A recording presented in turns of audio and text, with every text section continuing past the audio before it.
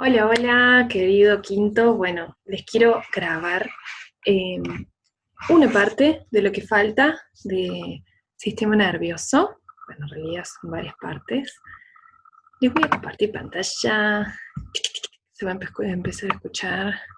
Les quiero primero como hacer, repasar, no le voy a explicar esto porque está grabado en la clase que fue a vivo.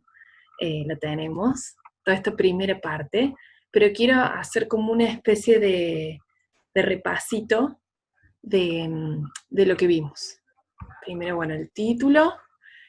Les expliqué como qué es lo que vamos a trabajar en el primer encuentro después de las vacaciones, el viernes pasado. Vimos hasta acá, estas señales bioeléctricas, y yo ahora voy a explicar esta parte. ¿Qué partes tiene el sistema nervioso y el arco reflejo?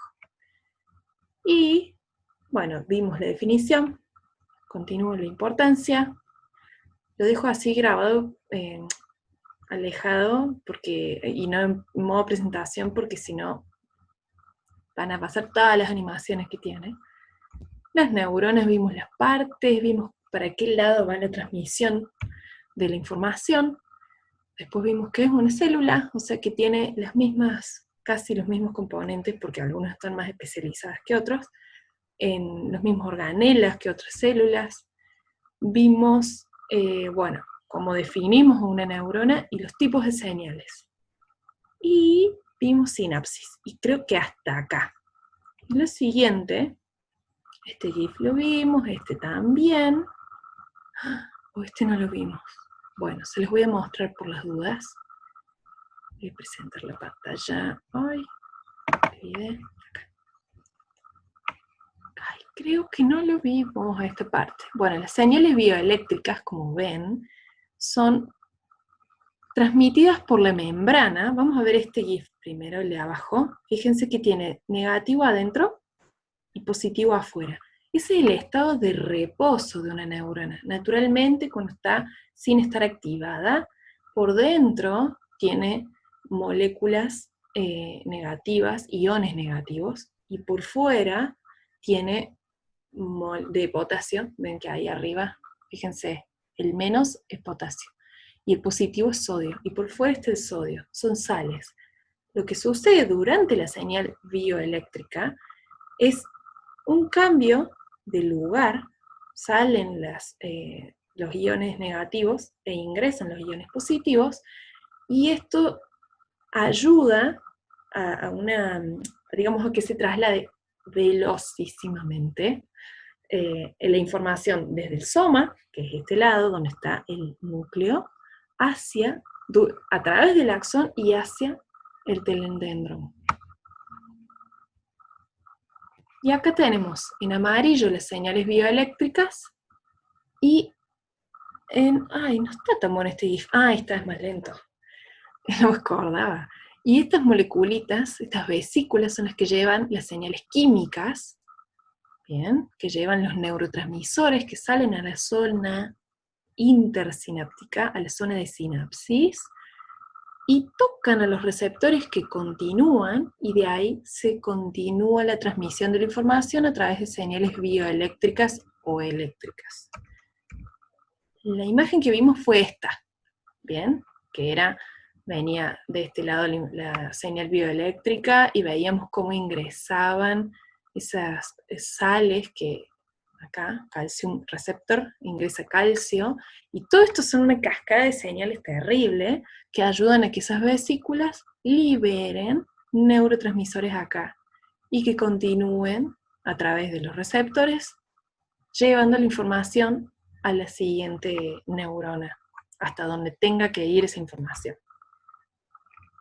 Bien, teniendo esto explicado, los dos tipos de señales, continuamos con, digamos, la dirección y cómo se conectan. Tenemos una neurona y este se puede conectar con dos o más. Les voy a dejar un apunte con todo un texto donde habla un poco más de los tipos de neuronas, ¿sí? Ahí ya los vamos a trabajar. Sin apuro, ahora no se los voy a contar. Y las células de la glía, que yo les dije en clase, que eran estas celestitas que rodean al axón, tienen diversas funciones. En el caso de estas que se llaman, que forman la vaina de mielina, células de Schwann se llaman, tienen su propio núcleo y envuelven, y eran como el plástico de un cable que ayuda a que no se pierda esa información y que todas esas moléculas que están en la membrana, esa señal bioeléctrica que les mostré, sucede en esta membrana, e ingresan y egresan estos iones positivos y negativos y ayudan a la transmisión de esa información. Las células de la glía tienen diversas funciones. Por un lado, forman una vaina de mielina, que les acabo de decir, aislamiento eléctrico, actúan como tejido de sostén, nutren a las neuronas, le dan de comer, y eliminan los desechos de esas neuronas. O sea, la neurona es una reina que está en medio, y estas células ayudan a que solamente ella comunique información, nada más.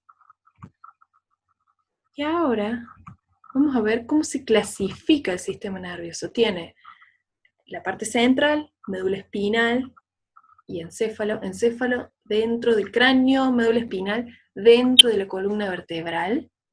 Periféricos son los nervios y los ganglios. Los nervios son un conjunto de axones, muchos axones juntos, la parte alargada de la neurona. Y los ganglios son los somas. Ahora lo vamos a ver en una imagen. El sistema nervioso periférico tiene control sobre el soma, sobre el cuerpo. Y también tiene control sobre las partes autónomas del cuerpo, es decir, órganos que no manejamos, corazón, intestinos, hígados, demás. Entonces, tenemos una parte que manejamos, que es la somática, el control somático, que decimos quiere mover el brazo y lo podemos mover, y tenemos una parte autónoma, que ahí yo no puedo dirigirle al estómago que haga qué, nada, simplemente lo hace. Y dentro del control somático hay control, está la función sensorial y motora. La parte sensorial es recibir información desde el ambiente externo y desde el cuerpo, ¿sí? Se recibe esa información, y motora es la respuesta que yo genero con mis músculos esqueléticos, se les llama, porque están asociados al esqueleto. Yo puedo mover el esqueleto porque puedo contraer músculos, ¿bien? Y el control autónomo, que decimos esa parte vegetativa, la parte que yo no manejo, también hay una información sensorial a través de neuronas que reciben, desde el ambiente interno de las vísceras, reciben información. Si me duele la panza, yo sé que me duele la panza. Si, no sé, tragué algo muy frío y se siente el frío hasta por acá en el esófago, también puedo sentir eso. Y motora, ¿por qué? Porque se dirigen desde el cerebro, a través del central, después periférico, y a través del control autónomo, se dirigen los músculos de toda la parte, de la parte intestinal, perdón, del corazón, cardíaco y glándulas. Todo eso se maneja, digamos, con neuronas que llevan información hacia un músculo que le dice, intestino quiere movimientos peristálticos, ¿bien? O las glándulas que tienen que liberar cierta hormona y contraerse, por ejemplo, también son comandadas por el sistema nervioso periférico autónomo. Y dentro del autónomo tenemos tres divisiones: simpática, parasimpática y entérica. Ya las vamos a ver bien, a las tres más en un texto que les voy a pasar en el apunte. La división simpática se encarga como de aumentar el metabolismo corporal. Por ejemplo, tengo un examen y estoy nerviosa. Y todo este movimiento del latido del corazón, y que no sé si sé, y que estoy nerviosa, y que estoy más activa incluso, porque te pone alerta para responder bien, todo eso lo trabaja la parte simpática del sistema nervioso. Y después de que termine el examen, se me pasan los nervios y me relajo, y me vuelve el hambre, y me vuelve el sueño, y eso, todo eso lo dirige el parasimpático, la división parasimpática, que tiene un menos, porque es como que relaja, ¿bien? Y te baja de esa frecuencia que no está buena si se sostiene mucho tiempo, el estrés. El estrés lo genera la división simpática. Y la entérica es la división que dirige todos los intestinos y toda la parte del sistema digestivo y los órganos de la parte interna, digamos, del cuerpo, del tronco, donde yo no tengo acceso ni puedo dirigir nada. ¿Bien? No puedo dirigir nada, quiero decir, desde mi mente, desde el pensamiento, pero sí, el cuerpo en sí lo dirige. Bien, entonces, bueno, acá otra manera de organizar el sistema nervioso. Tenemos central, periférico, encéfalo, médula espinal, y dentro del encéfalo, cerebro, cerebelo, tronco encefálico. Ya vamos a ver imágenes. Y dentro del tronco encefálico está el mesencéfalo o protuberancia y el bulbo raquídeo. Y dentro del periférico tenemos el somático, que dijimos recién, que era el que puedo controlar y me hace mover el cuerpo. Y hay nervios que van hacia el cuerpo, los espinales van a través, digamos, de la columna vertebral, de la zona del cuello hacia abajo, porque los craneales están acá arriba. Bien, hay 12 nervios acá. Y dentro del sistema nervioso periférico tenemos el autónomo vegetativo, y son estos tres que les acabo de explicar. El sistema nervioso central. Tenemos cerebro, médula espinal, y acá, un par de esos nombres que les acabo de leer. El cerebro vendría a ser esta parte, perdón, el encéfalo. El cerebro sería el amarillo. El encéfalo es todo lo que está dentro de la caja craneana. Mesencéfalo tenemos acá. Meso significa medio. Entonces, le ponen ese nombre por el lugar. Después, se me tapa con mi cosito del control. El mesencéfalo, el puente troncoencefálico, acá, en esta zona, sería de nuestro cuello como por acá adentro, bien adentro. El bulbo raquídeo, acá. Cerebelo, este verdecito que parece un riñón. Bueno, el cerebelo está acá atrás, en la cabeza, por dentro de la caja craneana, y baja la médula espinal, esta violeta. Adelante, por favor. No funciona. Ahí está. Bueno, y acá tenemos una imagen de las vértebras cervicales, dentro del cuello, parece un pescado este ser humano. 12 vértebras torácicas en el tórax, en la parte de acá arriba, y después continúan lumbares, sacro, esta parte, y coxis, que ya es en la parte entre los glúteos, digamos, hacia el final de la columna vertebral. Acá se ve. El sistema nervioso central, nuevamente, y acá nos vamos a la médula espinal y las partes, perdón, las funciones. Es el enlace entre el encéfalo y el resto del cuerpo, lógicamente. O sea, la conexión entre el encéfalo y todas las extremidades y todo lo demás va sí o sí a través de la columna vertebral.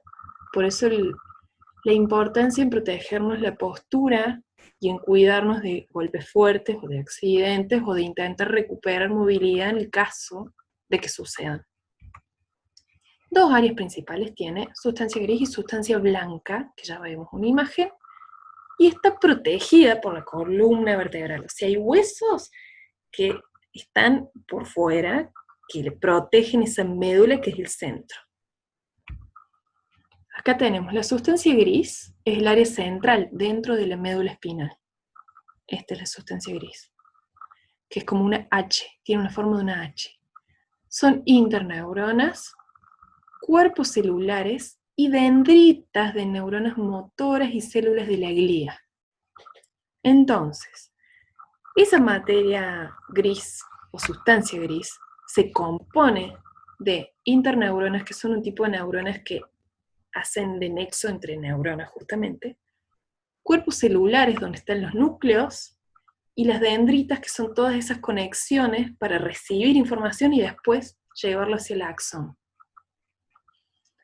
Y la sustancia blanca es el área externa, rodea a la sustancia gris, área externa por acá, y son haces de axones mielínicos. O sea, son los axones y están rodeados de mielina. Por eso son blancos. Pensemos que la grasa de cerdo cuando estás a temperatura ambiente es gris, o blanca, es blanca. Ese blanco es el color que le da, por eso le decimos materia blanca, es el color que le da la grasa, que vemos de la grasa naturalmente. ¿Bien? Y como esto está como forrado en grasa, entonces tiene ese color y le llamamos materia blanca, simplemente por el color. Y estos axones son todas esas, desde el soma, que salía todo ese axón, están todos saliendo hacia esta parte. Por ende, si tenemos acá un soma de una neurona, su axón va a salir y dirigirse por acá abajo hasta salir, digamos, de la columna vertebral hacia un brazo, hacia el estómago, hacia donde tenga que ir. Y los nervios son el conjunto de esos axones cuando ya salen de la columna vertebral, salen en grupo, vean acá, salen en grupo, acá está como en corte transversal, por eso lo vemos, y salen en conjunto hasta que se dividen y ya llegan a los extremos de los dedos. Por ejemplo, ya no tenemos nervios tan grandes como cercano a la columna vertebral. Y en el encéfalo, en el cerebro justamente acá, también tenemos sustancia blanca y sustancia gris, pero están invertido el orden. Acá tenemos la materia gris por dentro y acá está por fuera. ¿Sí? Y, ¿qué les quería decir acá? Bueno, lo mismo, red de fibras nerviosas en la región interior, fibras nerviosas en los axones, con su mielina, y acá tenemos en la corteza cerebral por fuera del cerebro, en la capita externa, un conjunto de pliegues recubren todo el cerebro. Y si vieron, o quizás ven después de esta presentación, el video que les dejé, estos pliegues así, lo que han facilitado es que seamos más inteligentes y que podamos pensar más que otros organismos vivos. Al aumentar la superficie y tener que entrar adentro de la cabeza, se tuvo que arrugar como una nuez. ¿Bien? Si nosotros pudiésemos estirar esta superficie que les indico acá con el mouse, sería mucho más grande. ¿Bien? Pero se tuvo que comprimir todo adentro del encéfalo. Sistema nervioso central. Encéfalo. Ahora les quiero contar algunas partes que son como las que vamos a darle más bola, más bolilla. Cerebro, diencéfalo, cerebelo y tronco cerebral. El cerebro ayuda al procesamiento sensitivo relacionado a los sentidos. Todo lo que es veo, escucho, siento sabor, huelo, siento tacto, lo procesa el cerebro. Y genera respuestas motoras controlando los músculos. Todos mis movimientos de la lengua para hablar, de los cachetes, de la mandíbula, de mis dedos, todo lo genera el cerebro. Manda esos comandos. El diencéfalo, que está hacia atrás, regula funciones vitales y endocrinas, regula los ritmos biológicos, por ejemplo, el sueño. Cuando tenemos sueño, nos está indicando el diencéfalo que es momento de descansar. El cerebelo actúa en el equilibrio y la coordinación motora. Y el tronco cerebral, tronco, imagínense un árbol, bueno, justo el tronco, ahí, y la raíz vendría a ser la médula. Es el área que transmite información entre el cuerpo, la médula y el cerebelo y cerebro, lógicamente, porque está en medio, y ayuda en el control de la respiración, la frecuencia cardíaca y la presión sanguínea. O sea, todos esos comandos que son inconscientes. Bien, y el líquido cefalorraquídeo es quien protege, y meninges, es quien protege al sistema nervioso central. Es el líquido azul que vemos ahí y tiene la función, bueno, de protección. Es un líquido con nutrientes y linfocitos, o sea, trae comida, se lleva desechos, y los linfocitos que están acá ayudan a proteger y que no lleguen virus o bacterias o sustancias que afecten a toda esta parte que es clave que esté sana, divina, para poder pensar. Y además amortigua golpes, funciona como un casco. Imaginemos esto, a un globo lo lleno de agua y lo tiro al suelo. Depende de la altura, pero en general no se rompe porque el líquido amortigua el golpe. Ahora, un globo con aire no sería un buen ejemplo. Pero bueno, pensemos un casco de una bici, de una moto. Vendría a ser quien amortigua el golpe por fuera de la caja craneana, pero va a absorber, si hay algún golpe, lo absorbe y el cerebro y el encéfalo y la médula van a ser quienes estén protegidos. Bien, y el cerebro, si lo miramos desde arriba, tenemos el hemisferio izquierdo, que es racional, piensa, controla el pensamiento analítico y la lógica. Y fíjense los dibujitos que ponemos de este lado, digamos. Es el lado que más se usa cuando se estudia matemática, química, o cuando queremos memorizar información. Y el lado derecho es el creativo, el lado donde se fomenta, digamos, la imaginación, los sueños, la percepción global y la intuición. Es toda la parte como relajada, ¿bien? Vamos a decir. Y el hemisferio derecho controla el hemisferio izquierdo del cuerpo, y el izquierdo al revés, el derecho, ¿sí? O sea, el azulito va a dirigir esta parte. Por eso muchas veces cuando se genera algún derrame o algún accidente en uno de los hemisferios, la mitad del cuerpo puede quedar sin manera de controlar, ¿sí? Porque se ha cortado la conexión, en realidad se ha cortado el centro de comando importantísimo para poder, digamos, mover ese brazo, mover esa pierna además. Y acá miramos el cerebro de costado. Estos blancos con rayitas viene a ser el cerebelo. Acá está el tronco encefálico. Y tenemos un lóbulo frontal que ayuda a la memoria acá, en la frente. Memoria a corto plazo, producción del lenguaje, a planificar. Usamos esa parte del cerebro para pensar en un futuro. El comportamiento de los movimientos. En lo que es el lóbulo parietal acá arriba, tengo un cartelito que me tapa, procesa la información sensorial del cuerpo y percibe el espacio. ¿Bien? Nos ayuda a la percepción de la distancia hacia otra cosa, o la idea de horizonte y demás. Siguiente, se traba a veces. Vamos, ahí está. El lóbulo temporal, acá, en esta zona, alargadito, procesa la memoria, regula emociones y aprendizajes, y tiene que ver con la corteza auditiva. ¿Bien? Y el lóbulo occipital, acá atrás arriba del cerebelo, procesa la información visual. No es que, digamos, todos los movimientos solo surgen desde el lóbulo frontal, porque eso también va a estar en relación con otras, por ejemplo, la percepción del espacio. Bien, entonces, son los centros principales de control, pero está todo intercomunicado, y el encéfalo integra toda esa información para poder dar una respuesta del cuerpo a través justamente del sistema nervioso periférico, que es el que ahora les voy a describir. Esto ya se los describí anteriormente.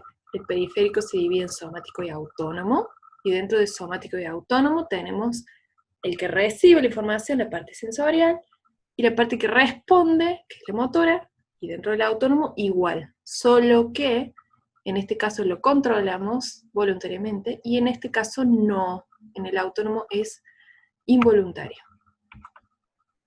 Vamos con, bueno, el autónomo que tiene esas divisiones. Vamos con los ganglios y los nervios que les expliqué. Los ganglios en humanos, bueno, son 31 los vertebrales, formados por los cuerpos celulares de las neuronas. Eso que les había dicho que era todo el soma está en el ganglio, y los nervios están formados por los axones de las neuronas sensoriales y motoras, y surgen, miren, los ganglios son como esos puntitos celestes más grandes, y salen los nervios desde ahí y recorren el cuerpo. Entonces, el sistema nervioso está formado por nervios que se reparten por todo el cuerpo y llevan información de los órganos, de los sentidos del sistema nervioso y de desde el sistema nervioso central, hacia los órganos. Los nervios se dividen en sensitivos y en motores. Los sensitivos llevan información desde los órganos, de los sentidos del sistema nervioso central.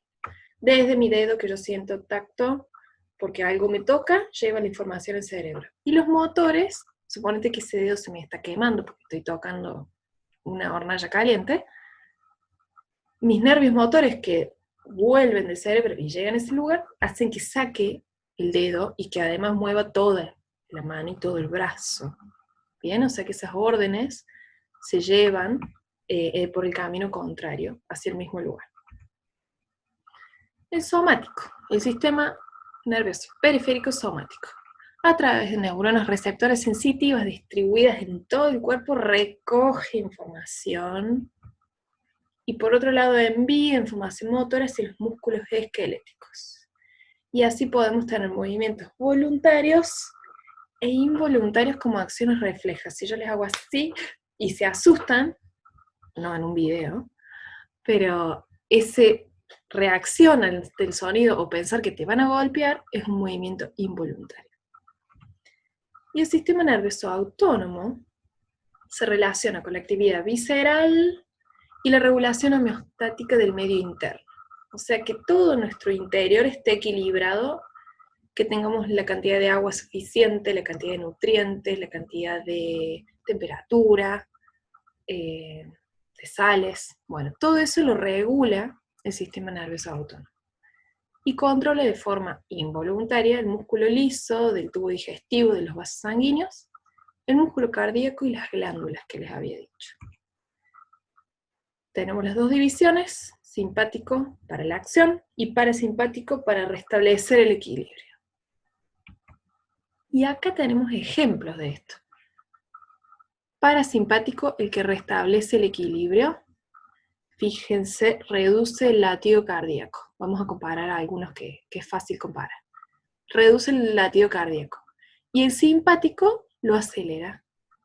Al acelerar el pulso cardíaco, tenemos mayor velocidad de corrida de la sangre, y eso se une a, por ejemplo, acá, ay, me perdí, acá es que a esta parte del hígado, este estimula la liberación de glucosa. Entonces, el hígado libera glucosa gracias al simpático, y gracias al simpático se acelera el corazón. Entonces, la sangre va a llegar glucosa a todos los músculos del cuerpo para que se alimente. Y relaja los bronquios, o sea que respiramos e ingresa más aire, entonces nos oxigenamos más. Todo esto es para responder ante el estrés, por ejemplo, que hay que salir corriendo por alguna razón.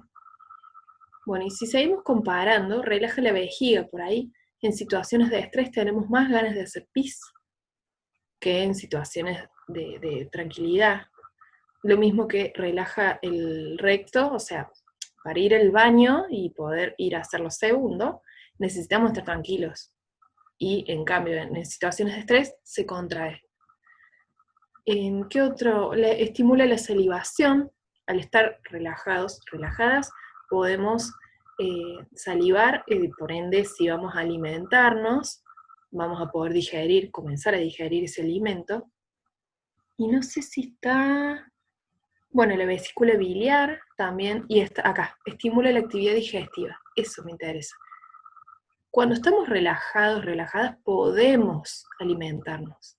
Si no, ante una situación de estrés, perdemos el apetito, entonces se inhibe la actividad digestiva. Ya vamos a trabajar mejor más estos puntitos del sistema simpático y parasimpático, pero fíjense que se ha organizado de tal manera el cuerpo que la parte simpática estimula todo lo que necesitamos para entrar en acción, huir o responder de manera inmediata. En cambio, el parasimpático no, es todo lo contrario. En algunos casos sí trabajan de manera conjunta, ¿sí? Y sí ayudan como a la misma, como que aportan hacia el mismo lado, no es que siempre van y son antagónicos, y yo hago esto y vos haces lo otro, ¿bien? Pero bueno, son casos especiales, en general están divididos como en dos partes. Esto lo vamos a ver después. Y el arco reflejo, que es la unidad básica de procesamiento nervioso, es lo último que les cuento por este video. El arco reflejo, bueno, es un circuito nervioso simple, responsable de las respuestas básicas, rápidas, involuntarias, innatas, no aprendidas, sino que tienen una base genética, y de alto valor adaptativo. Todas estas son las características que tiene el arco reflejo. Fíjense este GIF. Una manito de una persona, se acerca una vela, se quema, y tenemos neuronas sensitivas que reciben esa información, que vendrían a ser las azules. ¿Ven? La neurona azul recibe, tiene su soma acá, que vendría a ser la columna vertebral, y tiene dos extremos, esa neurona.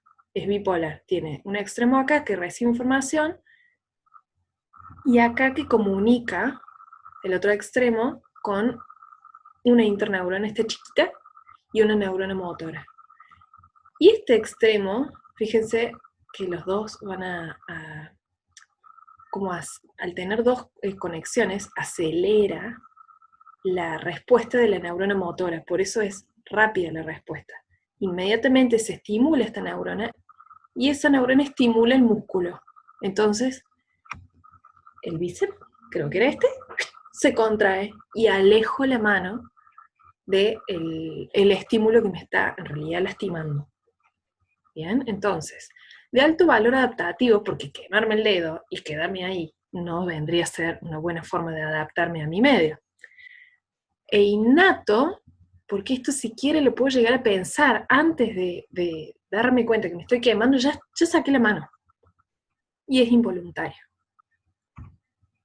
Acá, bueno, está el mismo, tenía mucho mejor, me había olvidado, está mucho mejor para ver. El caminito azul viene por acá, es la neurona sensitiva, se comunica con una interneurona, y mismo esta sensitiva se conecta con una neurona motora, que hace responder al músculo. Y acá tenemos un par de GIF para terminar de colorear esta situación. Fíjense, a ver por dónde arranca. Este músculo recibe cierta información y lleva, o sea, sí, recibe la información de ese estímulo, quiero decir, y lleva la información hacia la neurona, una neurona intermedia que hay acá dentro de la columna vertebral. Ay, creo que estoy cansada, por eso me trabo. Y después, inmediatamente sale este puntito azul que hace que el músculo se contraiga, la respuesta motora. Y lo más importante de este GIF, que al fin llegué, es el punto rojo, que después de que se sucede ese camino del blanco, sale el rojo para arriba. ¡Ting! Ahí, ¿vieron? Entonces, eso significa que una vez que yo ya reaccioné, después me entero, mi cerebro recibe la información de que tuve que sacar la mano porque me estaba por quemar. Y acá, bueno, es lo mismo, también son los mismos términos, no lo voy a repetir, pero se ve el dibujito, por ahí les ayuda. Bien, hay una respuesta inmediata, el reflejo, y luego se manda la información al cerebro. Es de alto valor adaptativo porque nos ayuda a defendernos de un posible daño, quemadura o golpe. Si alguien está cerca mío y se mueve de una manera repentina y yo estoy de costado y veo que se me acerca, inmediatamente me alejo pensando que me va a golpear, pero capaz que, o sea, si yo lo pienso, digo, ¿por qué pensé que me iba a golpear si solamente movió la mano? Pero es un reflejo. Lo mismo que cuando explota un globo en un cumpleaños, yo pegué un salto y obviamente no querían asustarme, pero me asusto, es un reflejo también. Y otro caso que pienso son los estornudos sorpresivos que también nos asustan. Bueno, les mando un beso y ya estamos. Chao.